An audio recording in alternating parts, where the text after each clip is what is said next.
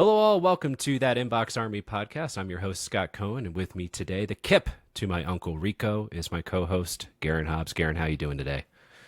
Your mom goes to college. My mom did go to college. She did. It's true. All right, today we're going to explore the art and science of moving people to engage. I love psychological discussions. I get kind of nerdy about this, so we may go off our pre-planned questions a little bit. But how we as marketers compel customers to put hands on mouse and finger on touchpad or fat thumbs on whatever on your phone and follow through on a call to action. I'm excited about our guest today. She is here to drop the science, son, on the psychology of email, and I had to slow that down because I'm a dad. Joining us today is well-known speaker and knowledge expert in how to merchandise what you're really selling, founder, CEO, and principal consultant of SarahLevinger.co. Sarah Levinger. Sarah, welcome to the podcast. Thank you for having me. I'm excited. This is good chat.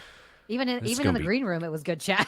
Oh yeah, we don't mess around here. But all right, let's before we get too far in the weeds here, I love to learn about people's journeys, how they ended up to where they are now. Tell us about your journey to today. Oh my gosh, I have such a weird journey.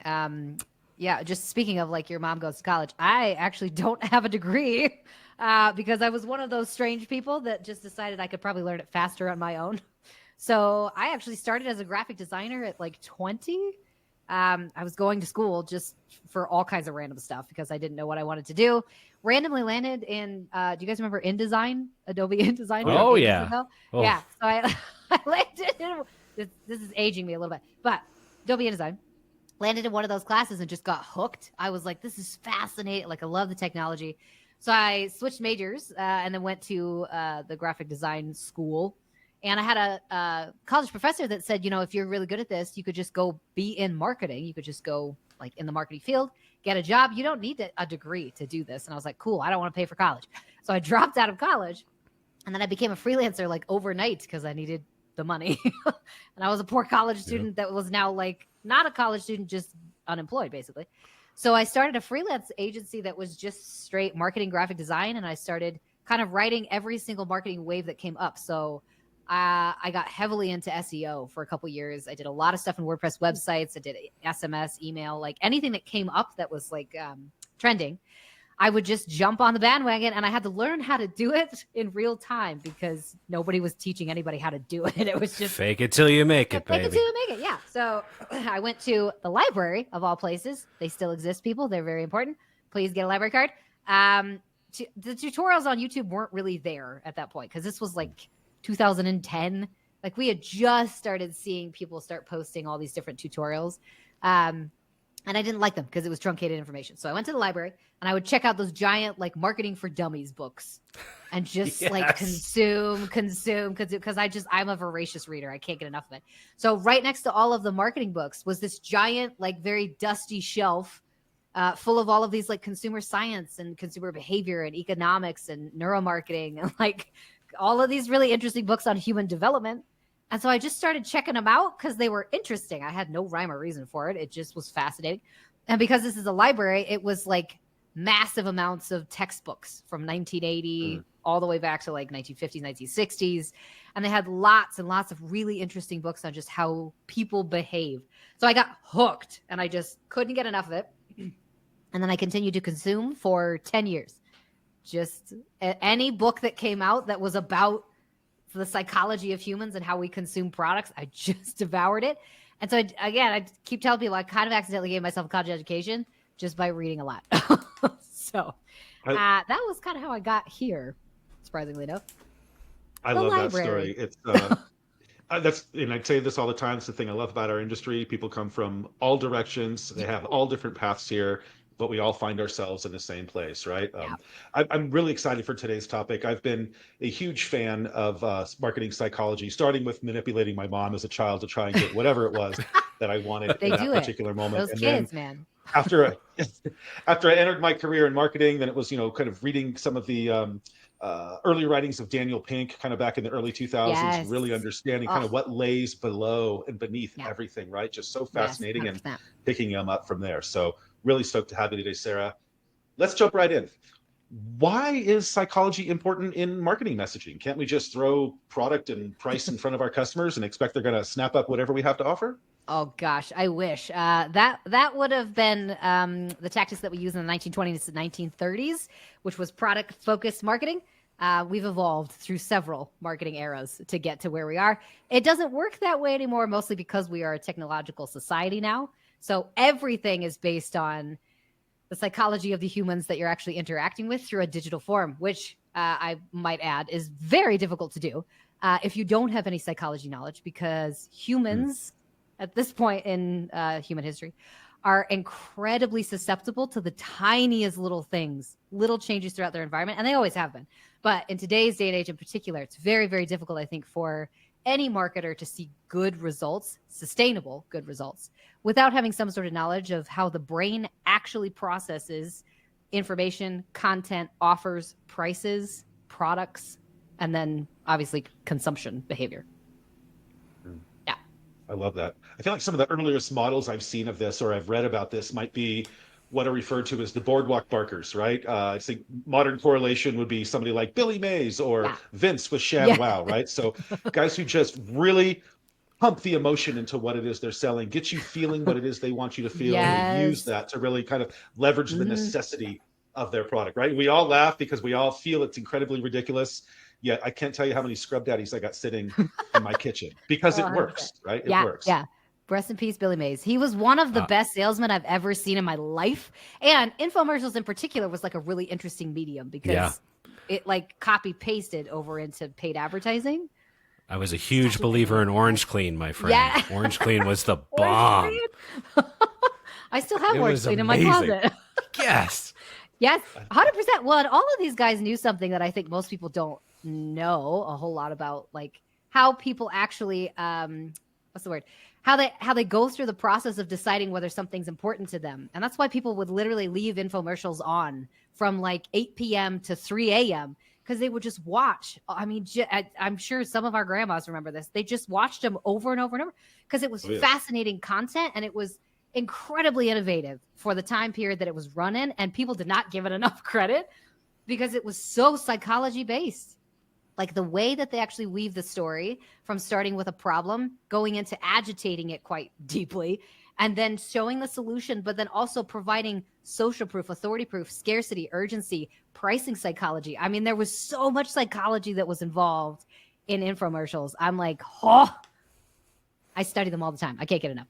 It's amazing. I feel like it's that classic storytelling model, right? That Aristotle gave so many thousands of years ago, the pathos, ethos, logos, just kind of starting that, right? Stating the problem, getting the emotional buy-in to it, and then really kind of, using proof to show you that their solution is the best way to get rid of whatever is making our lives miserable in that particular moment. 100%. It's Cialdini. I think it's I mean, it's the proof of evolution, right? I mean, millions and millions of years need to take place for evolution to happen. Yeah. And we like to think we're vastly superior to the people in Aristotle's time. We're not. No. We haven't changed all that much. We have more stuff to worry about, I think, just because with the technological evolutions and stuff, it's sort of, I always think about like the news, right? We think, man, there's so many bad things going on out there. And I go, they were always going on. We just know about them now. We just know about it. Yes. Yeah. The massive amounts of information I think people have is just mind-boggling, especially for just for like content consumption. Because now we're running into the issue of who's producing the content. Are they actually a knowledgeable person? How do you vet this information? Like there's just so much of it. And the brain is having to make these decisions incredibly quickly to try and decide, is this something I should pay attention to or not? And it's all based on like the core biological needs that all humans have. It's crazy. So crazy. I can't get enough. All right. You're diving into this a little bit, but let's talk about what are those most important critical drivers of consumer behavior? Like, is there, I always have this in the back of my mind. I had a boss years ago that said you have to find out whether people react to the carrot or react to the stick. And, interesting. I think that's an oversimplification, but kind of not at the same time, right? Like, do people react Mm-hmm. to incentive or react to fear of failure or problems, right? And I'm just would love to dive into where you sort of stand on those drivers. Oh gosh, I have so much that I could say about this. Yes, carrot stick. So a lot of people will talk about, like, are people gain focused or they lost focus, right? Do they want to like be optimistic in life or they pessimistic in life? We do a lot of these bucketing because that's kind of how the human brain works. And we get to the point where labels for humans are incredibly important because it helps us identify which category we should bucket things into, which helps us understand how important things are. So that's first step here. This like carrot and stick thing is really interesting though, because it has a couple different, I guess, foundational pieces to it. One, every human on the planet is built with the same biological need. We need security, we need shelter, we need food, we need water. A lot of us need relationships, right? Like not just like romantic relationships, but family relationships, community relationships. We need to belong somewhere. These are all things that every human on the planet shares. Now, because we all share this, we're all very susceptible to deep-seated feelings when they are absent.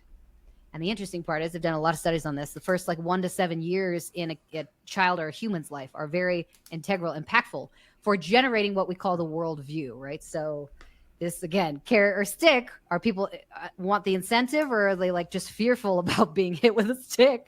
Like this is very biological. It's interesting to see this come out everywhere, especially in marketing, because you'll notice it in very like drastic ways where some people will be very motivated by price discounts, right? Like I need to get resources at a cheaper cost. And other people will be motivated heavily by messaging of you're missing out on something or somebody's got to get it before you, which is that kind of loss feature. So in general, I think some of it comes from worldview, which is created in the first 7 years of life. Some of it also comes from the generation that you were born in, though. So did a lot of studies on generations. And there's quite a big discrepancy, obviously, between the age groups of people. But from the studying that I've done, it's very interesting because you can see some very drastic emotional differences between each generation. So silent generation was really interesting because they lived through a freaking depression and they had a lot of children and it was very hard times. And they didn't really have a lot of ways to manage their own emotional health around what was happening in the world, which was literally, we're all broke. We can't afford basic biological human needs, shelter, food, water, clothing, and belonging to some community. So this kind of emotionally stunted, right, that particular generation, and they passed that fear down onto their children. So the next generation, which would be boomers, heard from their parents, the world is not safe, right? You got to protect yourself. You got to protect your own. You got to be skeptical, distrusting of everything because you just never know what's going to happen. So because of this, boomers became very kind of like emotionally skeptical about things, right? They're distant kind of people where they'll try to sort of make emotional connections, but they have a very hard time expressing emotional needs in particular. So boomers, though, were really interesting because they grew up in a time period of like Vietnam, lots of political unrest, a ton of places where they were able to kind of use their voice to show or display opinion about things, specifically in the political space. So they passed that kind of sentiment down to their children, which was Gen Xers. The Gen Xers came in. They're all connected. Like it's all related. It's like terrifying and beautiful at the same time. Gen Xers came in, and because of the political, what would you call it? More of like the political foundation that their parents had built and kind of this almost like justice kind of a feeling that their parents had. The Gen Xers were kind of born with this idea of you are emotionally independent. So boomers were kind of going through their own thing in kind of like the 80s and 90s where moms had to go back to work a lot. You had to have two parents working in the actual home just to be able to make ends meet, which was not something that we had seen in the 50s and 60s, even into the 70s. It was more common 80s and 90s for two parents to be working at all times because it's just getting expensive to have kids. So Gen Xers, unfortunately, were left a lot, right? So they were kind of like very freeform kids. Generation. Yeah, latchkey generation. Latchkey kids where it was like, I'm just home. I'm technically not in that generation, but functionally am because I'm the youngest of three boys and my brothers were definitely in that generation. And so there's like that 1980 to 1985 that's like the completely ignored transition years. They talk about this too. They've done a lot of studies because I'm in that group. Yeah, 100%. I'm a 1988 baby and you're like in a crack where you're just like, I'm not a Gen Xer, but I'm not a millennial. Like I'm somewhere in between. No. I think the don't know what you call defining it. characteristic. I think the defining characteristic for those folks in that sort of smaller niche generation is the end of the Cold War, right? Me, Yes. squarely Oh, Gen 100%. X, born 1975, lived through that, duck and cover, did Yes. all those drills. That's the Yeah. sort of the feeling in art and music, Mhm. in entertainment, that Yeah. the world could come to the end at any moment. All you have to do is listen to a Smiths or a Morrissey song, and you'll sort of see that You'll feel good. presence there, REM. right? Uh, REM. It's there the end you of the world, there and you I feel go. fine. The, Yeah. the anthem Yeah. for annihilation, right? But Mhm. yeah, I think that's probably the defining characteristic. Yeah. Obviously, the wall came down in late 1989, Yes. right? And we saw the dissolution of the Soviet Union just Yes. very quickly after that. You folks weren't living in the same amount of fear. You didn't feel as though you had that sword of Damocles kind Yeah. of hanging over your Yeah. neck at any moment, right? And I think that's where that emotional independence sort of Yes. came from. Oh, And that yeah. might be the difference of why, in my opinion. Yeah. Oh, Anyway. 100%. You know a Well, lot more about this than I do. oh, you know a lot more history than I do. I mean, I've studied history as much as I can, but it's interesting to watch how history or world events play a giant role into how people emotionally consume things. So that's why I always go through the generations first, because depending on which generation you were born in and the world events that you had to survive, all of this comes down to survivorship bias. Depending on the world events that you had to survive, you become a very specific type of consumer because you believe something very specific about the world. Fascinating stuff. So the interesting part is, though, Gen Xers were the very first generation to emotionally validate their children. So up until this point, nobody had really told a child everything you feel is real. It's a real feeling. And we want you to feel it and express it in the way that you need to express it, right? So the Gen Xers, because they were emotionally independent people, based on how they were raised by the boomers, came into the millennials and said, whatever you feel is valid. Everything you feel is absolutely valid. And the millennials grabbed it and just ate it up. And they became this generation that was like inclusivity, community, belonging. We're really into experiences. We're really into changing the world. We're just tired of the way it is. Millennials came in and just dug out all of that like emotional baggage that we'd been carrying. And they were really interesting, though, because one of the things the Gen Xers did not do well was they didn't teach their millennial kids everything you feel is real. Not everything you feel is actually like usable, right? Like depending on whether you ate that morning or whether you had enough water yesterday, how late you stayed up, who you talked to, like if you're in a fight with your boyfriend, not everything you feel is actually valid. So the millennials had an issue because we started to see this like almost pull apart of identity because nobody told them that feelings are just chemicals. That's all they are. They're just chemical imbalances in the body, basically. So the poor millennials got to their turn to have kids, and a lot of them chose not to because they're dealing with this feeling of now all the feelings that we feel are important and valid. And I just can't, I don't know if I can handle another human who also has feelings that are different from my own. So a lot of millennials chose not to have kids, but the ones who did are now raising what we term like Gen Zers. And the Gen Zers are bonkers. Like they're just a bonkers generation because the Gen Zers are the first, I think, to be finally emotionally centered, right? They're actually emotionally stable for the most part. They're a little bonkers just lifestyle wise, but they know a whole lot. I mean, like the EQ on these people, the EQ on the younger Gen Z is nuts. They're so emotionally aware that you hear it in their conversations with each other, even though they're saying weird stuff like skibbity riz and nobody knows what they're saying. They talk to each other in ways that are very validating, right? Like, that sounds challenging, bro. Like, what's going on in your relationships? Like, why is this happening to you? How's your mental health is something that comes out in the Gen Zer conversation a lot, which never came out for any other generation. So anyways, all the generations impacted each other. All of them went through worldview stuff, that like world events that was just heavy, hard. But this impacts how we consume things and how we respond to marketing messages in particular, because your identity or the generation that you grew up in really does affect what you reach for out in the world. Interesting. So it sounds like a lot of that is sort of alignment with subjective sort of values that may be sort of segmented generationally. Yeah. But yeah, when I listen to you, if I were just to distill this down, I mean, it all comes down to emotion, right? Whether it's gain, loss, reward, exclusivity, et cetera, we're all driven by emotion. In fact, I've seen some crazy statistic that it's 90-something% of the decisions that we make, or even whether it's purchases, whether it's life decisions, are very much driven by emotion and not so much, not entirely anchored in sort of rational or practical thought, right?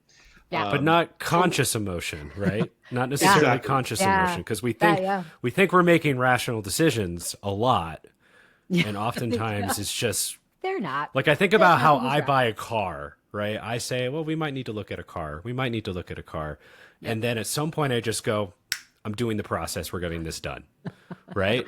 Yep. But there was no conscious like, oh, that box was checked. Let's go. Like I Yes. just go, all right, I'm getting this done. I'm tired of thinking about it. Oh, 100%. Right? Yeah. Yeah. Yep. That So- stat is interesting because that comes from lots of neuroscience study that they're doing around the brain and how we actually like make decisions as humans.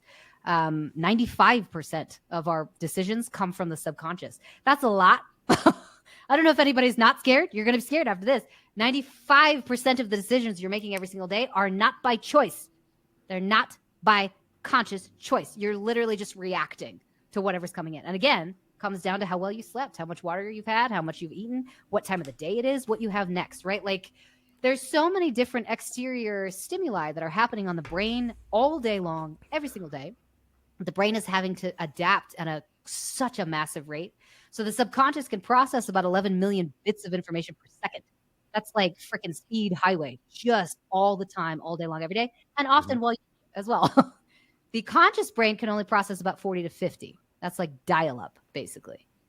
So as you say, if none of our decisions are really being made consciously, what does that mean exactly for the humans that we're trying to interact with? It's intense. It's crazy.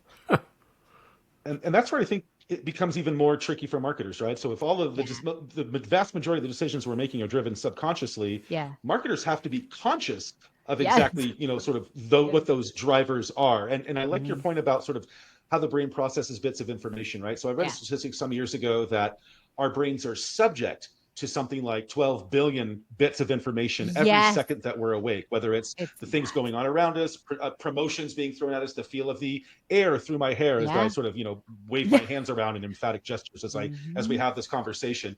But we can only process 40 to 50 bits of that, and the rest of it just kind of fades into background noise. There's a very narrow noise to signal ratio. So how can something as subjective, but more importantly, as dynamic and ephemeral as emotion be leveraged within marketing messages, specifically flatter mediums like email or SMS? Yeah. Oh, that's such a good question. So when it comes to actually speaking to the subconscious mind, you have to know a few things about how the subconscious actually processes information. So it'll take this information in, it'll basically store it. It's just a recorder. That's all it is. And it's recording literally everything all the time. Everything that you are interacting with in the space, every sound you hear, everything you feel, everything is being recorded constantly. And that's the reason why it's pretty important to like be careful with what you do on a daily basis, because the brain gets tired really fast. Usually humans can only make about 7 really large scale, big, good decisions every single day. We have to make, especially if you're a mom, upwards of like 30,000 decisions have to be made every single day. And to your point, usually we're seeing, I think the average that I saw, I need to look up this stat again, was something between like 30,000 and 60,000 ads every single day. Because if you think about it, branding on a toothpaste bottle, that's an ad. Like milk bottle in your fridge, that's an ad. We're seeing ads exactly. Dr. Pepper bottle, like everything you see is some sort of attachment to some sort of a brand that your brain then has to go in and make associations and trying to figure out, is this something that's important or is that going to poison me, right? So because there's so much going on in the background, marketers, I think, need to be a little bit more conscious of the fact that like we don't control a lot, which people don't like it when I say that. We actually don't control a whole lot about the purchasing process. The only thing you can do is present the choice of whatever it is you're trying to sell in a very specific way. And we could talk a little bit about choice architecture if you want, because it's fascinating. But you present the choice in a very specific way and be in the right space at just the right time so that people will purchase. Now, most of the time people ask me, are you talking about impulse purchases? I don't believe in impulse purchases, just knowing what I know about the brain, because the brain is processing all the time. Scott, to your point, you bought a car because one day you were like, it's just time to buy a car. That could be considered an impulse purchase, even though you were thinking about it for a long, long time. What made you purchase it on that day? It literally could have been you saw a car commercial 2 days ago and the brain just held on to it and couldn't let go of it. And then now it's time. I watch sports. I see a lot of car commercials. Could have been the sport. So yes, I think tactically speaking, familiarity is incredibly important when it comes to building brands. Really, it kind of comes down to that kind of age-old saying, like, you got to spend as much money as you possibly can to get as many eyeballs on your product as possible. That's incredibly important. Secondary to this, though, is I truly believe where brands like Liquid Death, who's like $1.4 billion, like, equation at this point, really comes down to how well can you build emotion into your brand. Because if you can emotionally connect from day one, you have a much higher chance of getting millions of people to purchase from you than if you just go tactically. I think Liquid Death's an interesting example because I wanted to ask about commodity. Because if you go to Amazon to search for, and Garin, I just bought these for the show we're going to next week, collapsible popcorn bowls so we can put our buttons in them because I want to travel with it. There's 85 million options. Yep. So how does emotion break through commodity? Yes. Oh my gosh. There is so much data that talks about the fact that emotions are how we actually see the world. We make emotional decisions and then we justify it with logic, right? So we tell ourselves A, B, C, D, E is why I purchased this, when really it was just an emotional decision. So in the case of Liquid Death, and I bring up Liquid Death often, like if anybody's listened to Sarah before, you hear me talk about them all the time. Well, I'm just saying, at the end of the day, it's sparkling water, right? Yes, it's just water. This is why I love it. It's just sparkling water. Yeah. So how is it that they've become a $1.4 billion juggernaut? Oh my gosh! So I've done a deep dive on that one. Sorry, go ahead. Their founder and CEO was presented at the Interval conference. I believe it was the Interval conference we were at, Scott, and he presented there. Yeah. He gave a lot of that sort of deep background. And the thing I appreciate about him most is rather than go up there and try to make it something it's not, he literally said, "This is just water. Let me tell you how we got to where we are today." So yeah, I think this is a perfect correlation. I would love to hear him speak. I just want to meet him because Mike is like one of the most brilliant marketers, and I don't even know that he knows he's doing it, but he is so emotionally focused, not on the product, but on the person, right? On the people that he's actually selling to. And it's interesting because I've done it in my own business and I've seen this everywhere. Once I started focusing on the person and not just trying to figure out like their problem or a solution or jobs to be done, like all these kind of like marketing buzzwords that we use, but I tried to actually figure out, where did this person come from? How'd they become a marketer? Where do they work? Is it at home? Is it in an office?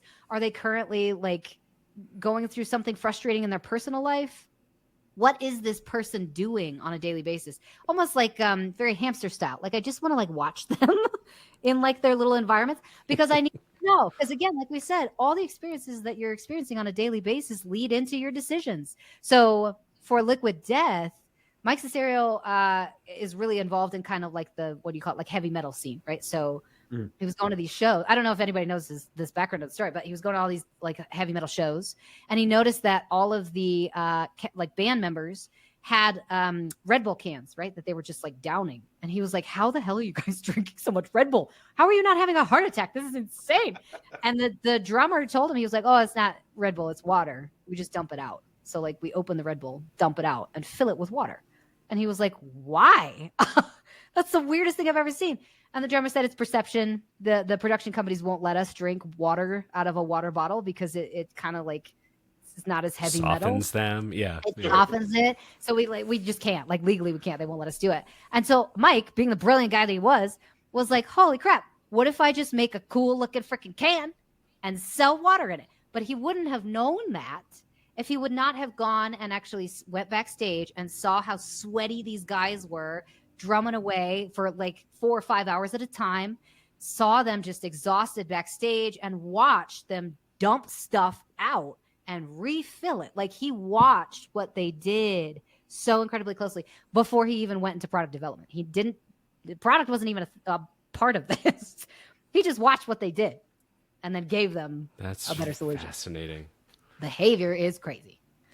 That is branding. That's just branding. Yep. I love it.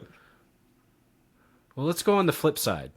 What are some pitfalls, areas of avoidance? Where's the line on creepy? Like, when does emotional driving go wrong? Oh my gosh. That's a good question. So I have noticed in the past, there have been some brands that have made some very large missteps when it comes to trying to like actually build an emotional connection with their consumers. Probably one of the biggest brands that did this was Pepsi. They tried really hard to get in on the movement. I think this was in like 2017, where everybody was very heavily involved with like kind of like Black Lives Matter, and there was like these big political movements around protesting and all of us coming together.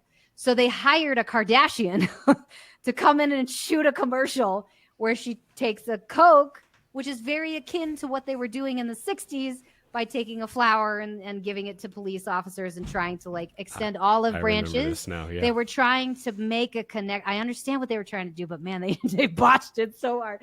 So they came in with this Kardashian, gave a Pepsi to a cop, and the person that's playing this cop like kind of smiles, and then they all put their weapons down, and then everybody parties together. They got so much flack for this one ad that they had to like issue an apology for it because I think they just didn't realize there's a right and a wrong way to emotionally connect. Now, the way Liquid Death is doing it is fantastic because they're making their own thing. They're humorous. They're funny. They make fun of themselves constantly. They're very misfit. I don't fit in, but we don't really care that we don't fit in kind of a brand. They have doubled, tripled, quadrupled down on this, and they will never deviate from it. And that's what makes the emotion work, right? You cannot, though, connect yourself to a world event as a brand and not run the risk that people are going to find it icky. So, yeah, Pepsi was not a good one. Poor Pepsi. I was counting on Kylie Jenner to bring us world peace, so I was a little disappointed in how that resolved itself. We were so ready for it. We were so ready. They make all this money. World peace? Come on. Well, and I've seen a lot of brands do it. A lot of brands try it. Budweiser is probably the most recent one that tried to partner with people in a specific identity group and really got a lot of flack for it. Because again, I don't mind if brands want to be political. That's the choice of the brand that you have to make. But in general, I would so much rather you just do good in the world. You don't need to attach. Like you don't really need to go that direction unless you really feel the need to. It's an authenticity piece, right? I mean, like Liquid Death, it's part of the humor. They're also, I mean, you talk about emotional, but then we rationalize like, he saw a problem and went, let me have fun with the solution. Yeah. But it's still solving the problem of we want to look cool, but damn it, we want to drink water and not blow our hearts open, right? So, but it has to feel organic and not like I think about like Patagonia, right? Like when they do stuff, it's been part of their bloodstream since the inception of the business. Forever and ever. Budweiser's trying to sell beer. Pepsi's trying to sell Pepsi. Yeah. Like they're multinational corporations. You kind of go, guys, unless you've been doing this forever. It's just not a costume you put on, right? Yeah. Just sell the Pepsi. Stay in your lane. Yeah. The consumers are like, no. Stay in your lane. If you're not Yvonne Chouinard, leave it to Patagonia to do their thing. Everyone else do their others. I think an example that pops to mind as we're having this conversation, one that certainly wasn't political, but that I think left everyone feeling a little icky was, I forget exactly which version of the iPhone that it was that rolled out or the iOS that rolled out, but Apple suddenly decided that everyone loves U2 and we're going to put the latest U2 album forcefully on every single That was the iPod. So bad. It was I think it was when they came out with the little gum, like the pack of gum thing, the mini, it wasn't the mini, it was the I actually had one of these too. Are you talking about like Shuffle? The original Shuffle. The original Shuffle that was like looked like a pack of gum before they made it even smaller. So that was a weird one. Yeah. I find it interesting. Where do people I had a come up with Microsoft this Zoom, stuff? so It's fascinating where the brands come up with this. The interesting part is though too, you notice that like depending on which brand it is, some people make like such an incredible connections with brands that they become the brand. So for instance, Nike has done this incredibly well with a lot of their consumer base where if you are a Nike guy or girl, you're a Nike consumer. Like you do not ever deviate. For decades, people will just continuously consume anything they have because of the emotional connection is so incredibly strong. So it can be done, just very carefully. You can make the argument with Apple too. There are Apple fan people that they buy nothing but Apple. Mm-hmm. Yeah. So this has now been identified as the additional step beyond customer loyalty. So customer loyalty used to kind of define the apex of brand consumer cooperative engagement. And now we have what are called sort of the hyper loyalist or the brand activist. So these are folks whose personal values tend to map or dovetail very neatly into the displayed values of a particular brand, of a particular product.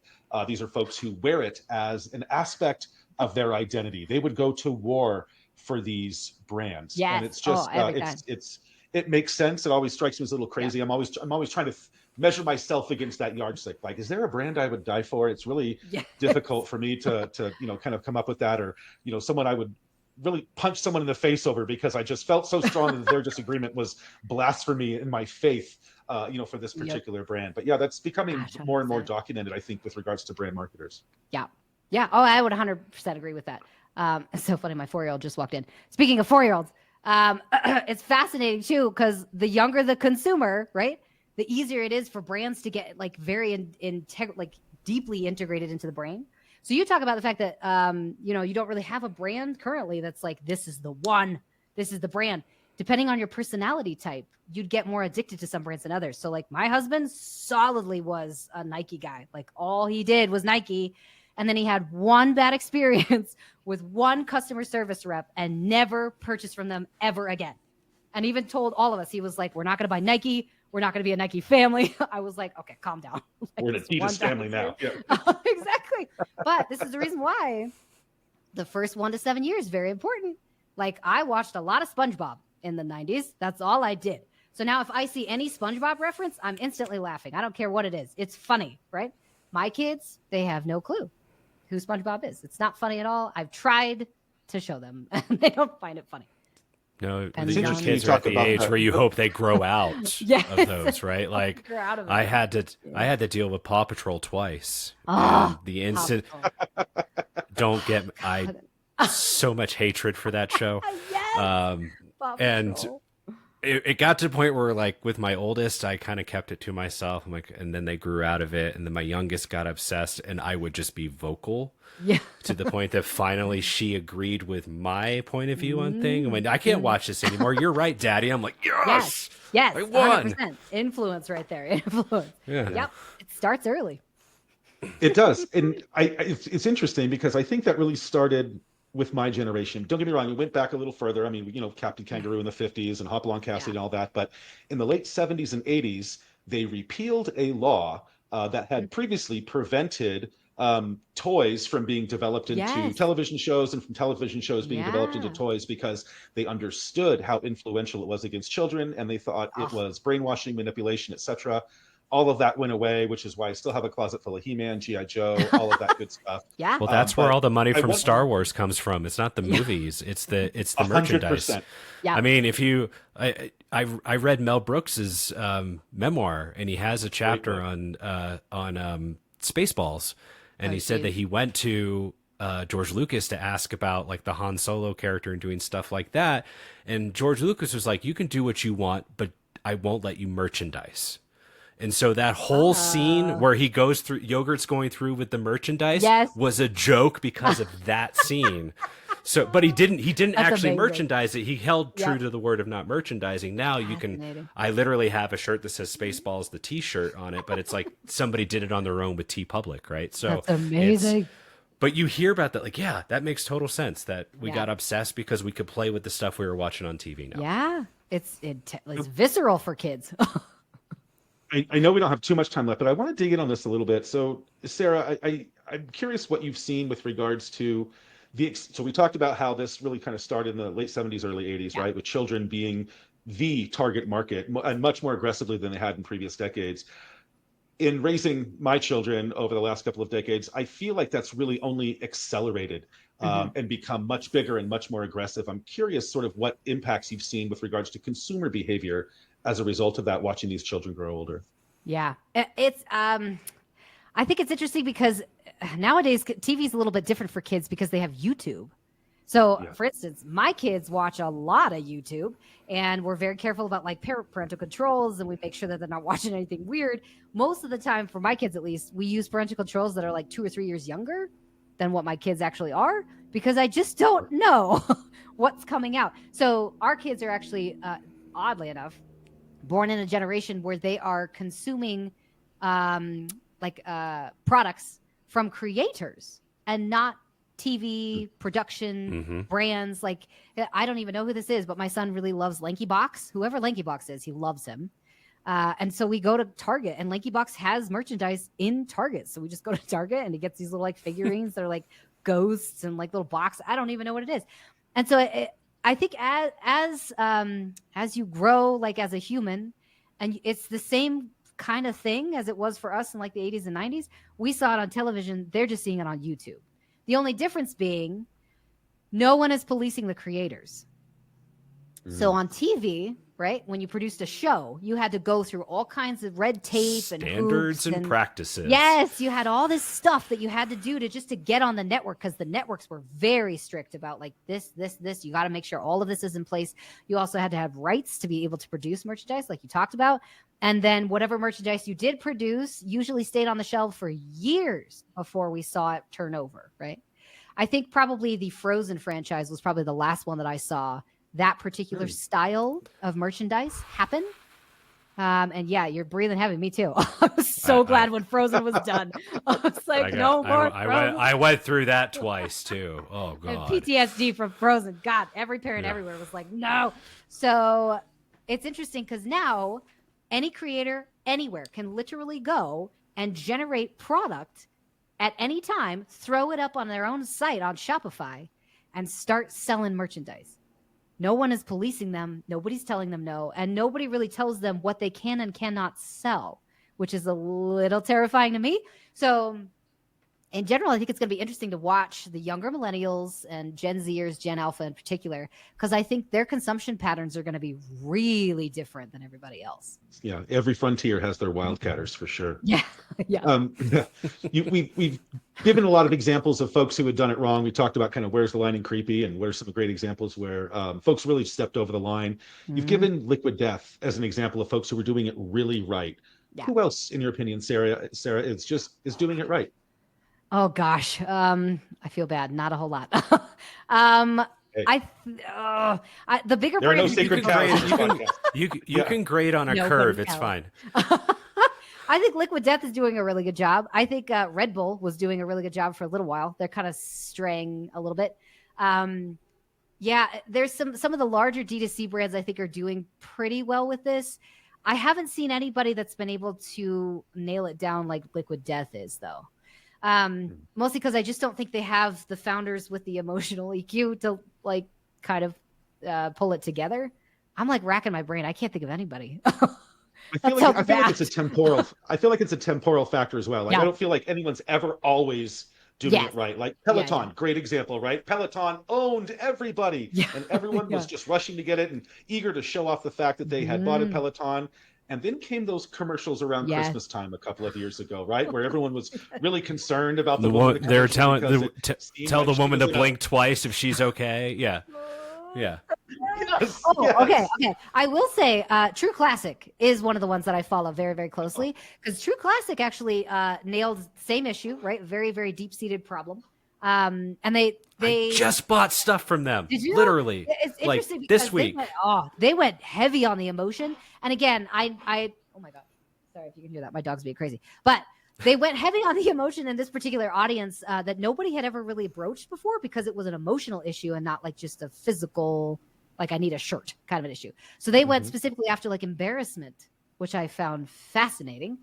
Specifically for a dude brand, because like a male focused fashion brand, that's pretty deep emotion to go after, is this kind of like I don't like the way my body looks in a regular t-shirt. So they made t-shirts specifically to basically accentuate specific parts of the body that made universal, like any man, doesn't matter what your body type was, all of you will probably look good in this. And I think that's the reason why they grew so fast, because they went after deep emotion. My wife likes it. I put on one t-shirt and she's like, oh. And I was like, that's the right answer. That's emotional validation on a scale you can't get. And that I find interesting, because basically what they're creating is social proof in the home. So I don't think they knew they were going to do this. But if your wife comes and says, dang, you look good in that shirt, True Classic did something for you that very few brands have ever done for you. And you will remember that because the emotion is twofold. Like you've got appeal and embarrassment at the same time. Crazy. So doing it right sounds to me like it's really subjective, right? Here are two examples where I think that's really clear to me. One, Poppy soda. To me, there's no bigger turnoff than Poppy's commercials. They just seem so not for me, right? It's sort of like we're excluding all other generations, and we're talking to you, Gen Z, and you only. So kick your parents out of the room. But I mean, there's a lot of product flying off the shelf. They have a lot of ask to charge $3 a can, but folks are snapping it up, right? Yeah. Here's another one that's very polarizing. Stay with me. Lumi deodorant. Oh, that's a good one, actually. Yeah. Lumi's an interesting brand. I mean, I've been watching them pretty closely for a while because deodorant brands are interesting. There's a lot of these natural ones that have popped up that are like incredibly aluminum free, like super natural, all these different things. But Lumi does it a little bit different than everybody else. And I need to go take a look at their branding some more to see exactly which emotion they're going after. But I think as soon as you can kind of narrow down which emotions are coming out heaviest for your specific audience during the time period that they're feeling it the most, that I think is when you become a brand like Liquid Death and True Classic and Lumi. Well, and they got heavy in the summer, right, with their advertising. And I think it makes sense because, and this is, I'm intentionally saying it this way, but they want people to avoid swamp ass. Yeah. So, yes. But that's what they're going for, right? It's like, hey, avoid swamp ass, right? They nailed it. I call that emotion radical candor, right? You're earning trust and confidence through radical candor. Yes. Yeah. Especially if you could be honest. I wish more brands would just be honest about, like, it's hard to be a human. It's just hard. Like, nobody knows what they're doing. This is also the first and the last today that we're ever going to see. Like, I've never been this age before. I've never had this age of kids. We've never had this style of life. This is the first day I'm ever living like this. So we forget, I think, as marketers to remember that, like, this is hard. And I understand that you need to sell a product. You need to build a business. It makes sense. But you got to think, too, about the humans that you're actually coming in contact with because they're also suffering in other places of their life that have nothing to do with your deodorant. And if you can support a little bit of that emotion of, like, maybe we can make it so that you don't have swamp ass and that will help your day a little bit, you can sell so much easier because they'll By the way, Lumi, that's a free tagline for you. No more swamp ass. No more swamp ass. 100%. Empathy, people. It's important. I'm just saying. We've all been there, all right? We've all had swamp ass at some time in our life. We all know what that feels like. That's the reason why they are growing as big as they are. I'm just saying. All right. I would love, we touched on them a little bit at the beginning when you were talking about your intro and just all the stuff that you've read. Yeah. 3 to 5 book recommendations, right? What are if somebody goes, hey, where should I start? Or what are your top recommendations? We'd love to know what those are for you. I have so many. I have to pull up my list because I have a giant list. Very first one I always tell people to read first is it's like the Bible to me. Marketing to Mind States by Will Leach. One of the best books I have ever read ever. Mostly because this was the first one I ever saw that broke down core emotions and applied them to marketing. I haven't seen a whole lot of marketing books do that. Marketing books are usually very tactical, very much like let's copy and messaging and imagery and blah, blah, blah. This one was straight emotion. So I loved that one. Secondary to this would probably be The Choice Factory by Richard Shotton. This guy's brilliant. I follow him religiously on Twitter. Richard Shotton is one of the coolest people I've ever met, very solidly in the behavior science space. And this one talks specifically about things that influence you as a human, right? Like the weird little things that will change like behavior just based upon how it's presented. And that goes into, like I said, choice architecture a little bit. What was the other one that Elements of Choice. That's right. Who is this by? I have to look it up. I have this on my desk and I always forget who wrote it, which is funny because I've read it many times. Oh, Eric Johnson. So Eric Johnson's Elements of Choice. This is one I read at least once a year because just the way you present options drastically changes how people respond to them. So I can't get enough of choice architecture. It's fascinating stuff. So I don't know. That's 3. Do you want more than that? Yeah. I mean, okay. Whatever you got. Dog with a toy, right? I know. 100%. One of the best ones I ever read was by Dan Ariely. It's called Predictably Irrational. Yes. And yes. I couldn't get enough of this book. It was just like, I get myself. Like, I understand why I do weird things. Yes, predictably irrational Dan Ariely. Now he's in some hot water right now, but his book. You know what? The one thing I wanted to ask about, and we talked about generational. I think like, you know, the value statement that is critical for Gen Z and like Gen Alpha, right? That like the company values have to align. I say to my kids all the time, it's mostly to do with like music and stuff like that. But I say, as you get older, you're going to have to learn how to separate the art from the artist. And where the lines are for those artists, right? And I feel like Ariely's kind of the same thing. Like, you know, he has some really good stuff. May not be the greatest person in the world, but that's okay. Like, and I think like one of the greatest examples, Michael Jackson, brilliant music. Personally, right? So Bill Cosby, you know, and Garin knows this. I say like, if you know, you find out that this person's a terrible person, like your entire faith in humanity collapses. And my answers are Tom Hanks and Keanu Reeves, right? Like you hear nothing but good things about them. Like if you found out that Keanu Reeves especially, if you found out that he was a horrible human being, which he's not, but you would be like, I'm out, right? Like I'm done, right? That's it. Yeah, I would quit it. I'd just be like, we're done. I don't think we should do any more human stuff. But I feel like that's an emotional factor that I think is reasonably new, right? Of like, well, do their values align with mine? Whereas like brand loyal, and that's a brand loyalty aspect that like, I mean, there are some brands I've stopped using for political reasons or other reasons, but for the most part, I'm kind of like, but their shoes fit me, or, you know, like whatever it is, right? Like what was it Michael Jordan said years ago, Republicans buy shoes too. Like there's a little bit of that going. So but I think that's really interesting. Yes, I got to see Ariely speak probably 8-9 years ago, and it just that guy's brilliant. That's my first recommendation to everybody. Just like, hey, read that, and you go, oh crap, humans don't like to decide anything. Nope. And we're weird too, because again, like you could present the option in red and the option in blue, and it might change how I like accept it. Humans are weird. Humans are like fascinating creatures. But yes, anything by Dan Ariely, anything by Rory Sutherland, anything by Daniel Kahneman, like there's just some killers in the space that have some really good books. So yeah, that's probably my top 4 or 5, however many that was. I'll throw one of my own in there. I mentioned him earlier. To me, Daniel Pink's got a lot of great works, but I would say To Sell is human.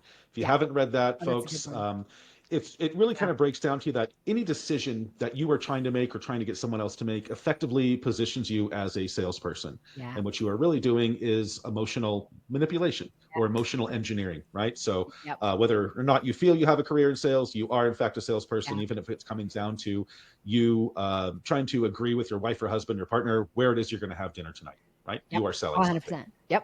Sales everywhere. The last one I will say. Another one please do. I want to hear more of yours. Scott, I'm gonna throw one in. I don't know if you've read this, but it's To Think in Bets. It's by Annie Duke. She's a former professional poker player, and it's like how to make decisions without having all the information. And I think that's really interesting. Like, it's more of like a, how to do it type book, but it's really like, hey, that's all poker is, right? Is making decisions based off of assumptions, and there's math involved and everything else. And you try to make it rational, but it's like, it's a really cool read. So I highly recommend. Yeah, I'm going to read that one. Jeez. I love that you could take it from different mediums. She's a poker player. She doesn't do marketing, right? But the way that she thinks about decision-making might be drastically impactful for some of these brands. So yes. Okay. I'm adding that to it. That's a good one. And then what was your last one? Oh, my last one. Misbehaving by Richard Thaler. Richard Thaler has a few books. This one is like the making of behavioral economics, though. So this actually talks about like how this particular, what would you call it? Like industry or like line of thinking actually came to be, and how that kind of changes what we think about economics and consumers and behavior, and like kind of more of like an economy standpoint. So if you're like an economy nerd like I am, that's probably a really good one to read. I will admit it's a little dry. Like if you have to really kind of like stick with it for a minute, but Richard Thaler is also smart, just very smart. I'm literally pulling up my Goodreads now going, what have I read in the last 5 years? I know. You and me both. The one thing by Gary Keller is pretty good. It's like The Surprising Simple Truth Behind Extraordinary Results. That's a good one. Let's see it's just going to be listing payoff. You talked about Ariely. Payoff's a good short read. Yes. That's a really Yeah, short read. Power of last Moments by one- Chip Heath is really good. Oh, I don't think I've heard of that one. I just read Alchemy by Rory Sutherland, and that one was mind-blowing. Oh, that one just broke my brain. As a marketer, I was like, oh no, this is going to change everything. Okay. Those are the best ones where it's like you get, but it's what I find with most of these books is like you're not, for like 75%, you're like, all right. And then you get to like that one chapter where you're like, holy shit. I know. It's like, and oh, then, God. Yeah. That's the one right there. And then you start sharing it with everybody. Like, just skip the rest. Just read this chapter. And it's that's a peak end rule right there is what that is. Yeah. That's amazing. Yeah. Well, I think this is a great place to stop. We could go on for so much. If we don't stop now, we won't. Yep. Yeah, exactly. Well, Sarah, where can we find out more about you and what you do? Yes. I'm currently in the process of moving over a bunch of stuff. I'm moving kind of the Sarah Levinger entity over to a new entity called Tether, Behavior Insights. Mostly because I found that the brands that I work with in the D2C space don't really have an option for getting consumer behavior insights. So I'm currently building out a brand to solve that problem. Speaking of solving problems. Other than that, though, you can find me basically anywhere you consume content. So at Sarah Levinger on Twitter and LinkedIn and Facebook, Instagram, everywhere. Fantastic. Well, thank you so much for joining us. This has been awesome. Love it. And thanks to you, our listeners and watchers, for tuning in or tuning in later. You're not watching live. That's okay. That's for my benefit, not yours. If you'd like to learn more about Inbox Army, check us out, inboxarmy.com. Till next time, be safe and be well. Here's all.